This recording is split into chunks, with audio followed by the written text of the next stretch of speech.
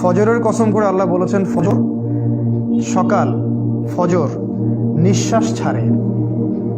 অসাধারণ একটা আয়াত, ফজর নিঃশ্বাস ছাড়ে। আজকের এডুকেশন সিস্টেম আমাদের এটা বিশ্বাস করবে? সকাল নিঃশ্বাস ছাড়ে।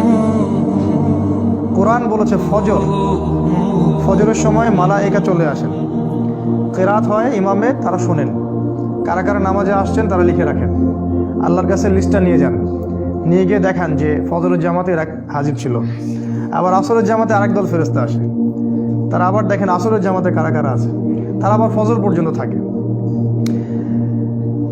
কোরআনে সূরা ফজরের মধ্যে শপথ করে বলা হচ্ছে যে ফজর নিঃশ্বাস ছাড়ে।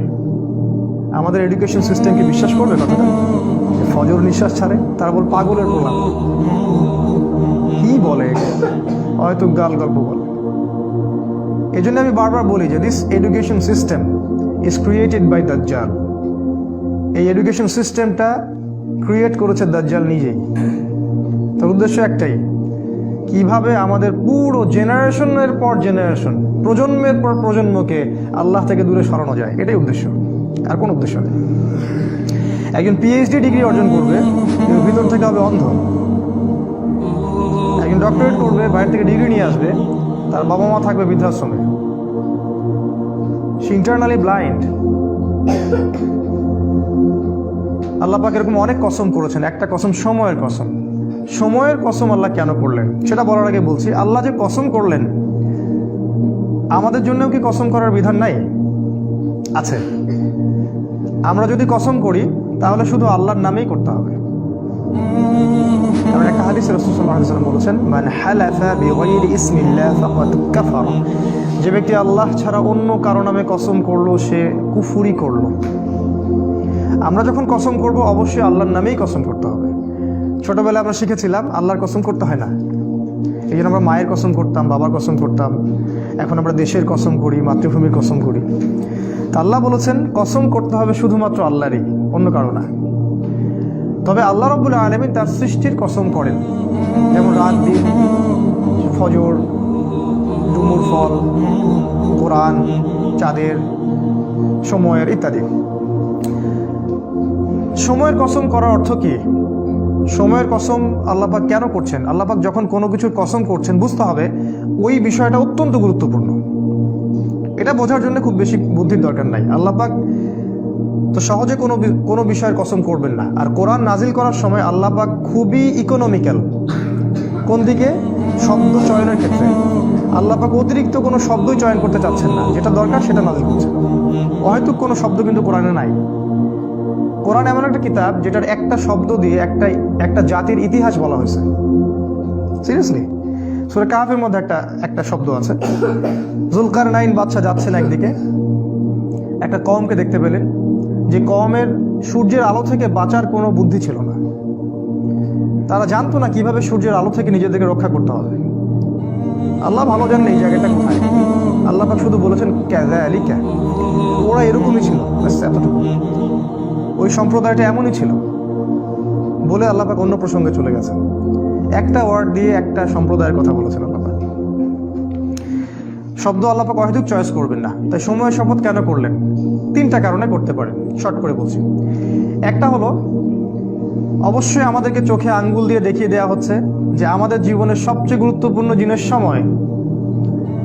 আমাদের মানব জাতির জন্য সবচেয়ে গুরুত্বপূর্ণ জিনিস হচ্ছে সময়, যেটা আমরা ফেসবুকে, অনলাইনে থেকে, ইউটিউবিং করে, গার্লফ্রেন্ডের সাথে সময় অপচয় করে, কফি খেয়ে, চায়ের দোকানে আড্ডা পিটে, খেলার মাঠে নষ্ট করি। তবে মানুষ যখন মৃত্যুবরণ করবে কিয়ামতের মাঠে এবং জান্নাতে যদি চলেও যায়, সেখানে গিয়েও মানুষের আফসোস হবে ওই সময়গুলোর জন্য, যে সময়গুলো মানুষ অহেতুক নষ্ট করেছে, যে সময়গুলোতে মানুষ আল্লাহর কথা বলেনি, আল্লাহর জিকির করেনি, রাসূলের প্রতি দরুদ পড়েনি। ওই সময়গুলোর জন্য মানুষ আফসোস করতে থাকবে। একজন জান্নাতি ব্যক্তিও আফসোস করতে থাকবে, কেন আমি ওই সময়গুলো আল্লাহর জিকির করিনি। সময় সবচেয়ে বেশি ইম্পর্টেন্ট জিনিস। আর এই সভ্যতা, এই গডলেস ওয়ার্ল্ড এবং এই এডুকেশন সিস্টেম আমাদের সময়গুলোকে খেয়ে ফেলেছে।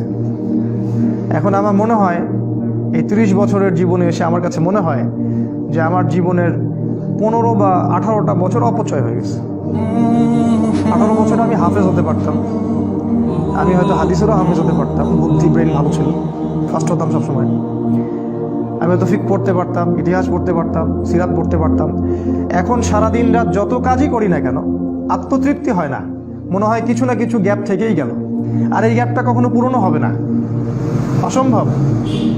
তাই যারা 40 বছর 50 বছর বয়সে তাস খেলছে, টিভি দেখতেছে, আড্ডা পিটাচ্ছে, এদেরকে দেখলে বুঝেই আসে না যে এই বয়সে কিভাবে সেটা করতে পারে। একটা বারো কি চিন্তা হয় না যে আমার হায়াত কমে আসছে, আমি পৃথিবীতে হয়তো বেশি দিন থাকবো না। সুবহানাল্লাহ, সময়ের কসম, আল্লাহ পাক সময়ের কসম করে আমাদেরকে সময়ের দিকে দৃষ্টি দিতে বলছেন, সময়ের সম্পর্কে সচেতন হতে বলছেন। দেখেন, মানুষ সারা জীবনে অনেক কষ্ট করে ঠিকই, কষ্টের পর কষ্ট সহ্য করে, একটা চাকরির জন্যে, একটা জমির জন্যে, একটা ভালো জব, স্ট্যাটাস, টাকা, সিকিউরিটি, বাড়ি গাড়ি, বউ বাচ্চা, এগুলোই তো। এগুলো ছাড়া কিচ্ছু নাই, এগুলো ছাড়া কিন্তু কিচ্ছু নাই, সব এগুলোই। এগুলোর পিছনে সারা দিন রাত মানুষ প্রচণ্ড পরিশ্রম করে, মানুষ কিন্তু প্রচণ্ড পরিশ্রম করে। আর শয়তান মানুষকে প্রচণ্ড পরিশ্রম করিয়েও নেয়, ও মানুষকে কষ্টের পর কষ্ট দিয়ে জাহান্নামে নিয়ে যেতে চায়। কিন্তু দেখেন, কষ্টের ট্র্যাকটা ভুল, কষ্টের ট্র্যাকটা ঠিক নাই, রং ট্র্যাকে সে কষ্ট করছে। এই যে আমাদের ছেলেমেয়েরা পড়াশোনা করছে, নার্সারিতে ভর্তি হচ্ছে 5 বা 6 বছর বয়সে, 25 বছর পর্যন্ত ঘাড়ে ব্যাগ থাকবেই, অনার্স মাস্টার্স করতে করতে 25 হয়ে যাবে বয়স। এই লম্বা সময়ে সে কোরআন শিখবে না, জেনারেল এডুকেশনের কথা বলছি, কোরআন A to Z শিখবে না, হাদিস শিখবে না, ফিকহ শিখবে না, ইতিহাস শিখবে না, সে ইসলামের যে রাসূলের জীবনী সেটা শিখবে না, সাহাবীদের জীবনী শিখবে না, এগুলো কিছুই শিখবে না। 25 বছর পর্যন্ত সে কষ্ট করবে। আমরা যখন জেনারেল লাইনে পড়তাম, আমাদেরকে এক একটা কবিতা, এক একটা গল্প এমনভাবে পড়ানো হতো, একদম ভেজে ভেজে খাওয়াই দেওয়া হতো। রবীন্দ্রনাথের কবিতা, নজরুলের কবিতা, জীবনানন্দ দাশের কবিতা, শেক্সপিয়ারের গল্প, তারপরে আপনার মাইকেল মধুসূদন দত্তের কবিতা। অবশ্যই এখানে ইসলামপন্থী